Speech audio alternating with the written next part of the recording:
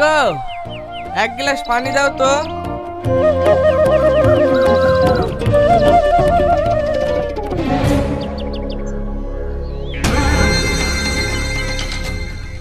কি গো, তুমি ওইভাবে তাকাচ্ছ কেনে? কেন তাকাচ্ছে বুঝতে পারছো না নাকি? সারা মাঠ ঘুরে ঘুরে এসে পায়ে এক গাদা ধুলো নিয়ে ঘরে উঠে পড়ছে। এক গাদা ধুলো কয়?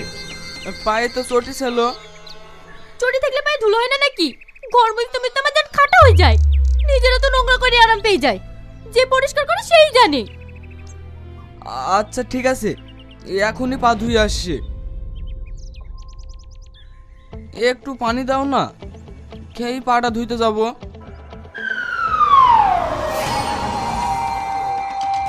না না, পা ধুয়ে এসেই খাবো।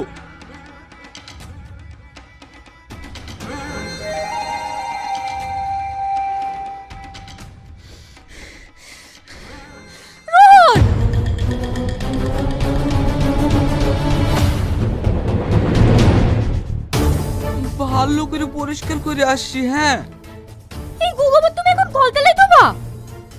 তাহলে না ধুয়ে ঘরে উঠবো?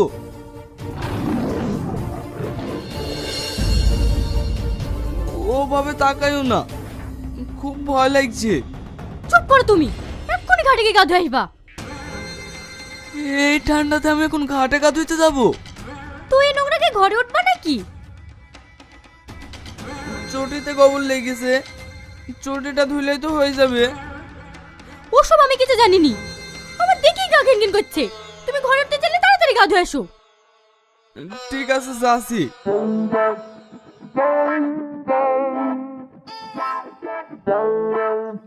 কোথায় যাচ্ছ? কেন, তুমি তো বললা গা ধুয়ে আসতে, তাই গা ধুইতে যাচ্ছি। গা ধুয়ে এসে আবার গোবরে হাত দেবা নাকি? না তাহলে এই গোবরগুলোকে পরিষ্কার করবে আমি? না না, আমি পরিষ্কার করে দিছি। কি হলো, আবার কোথায় যাচ্ছ? এইগুলো পরিষ্কার করতে পানি লাগবে না? তাই বলে নোংরা পায়ে কলতলায় যাবা?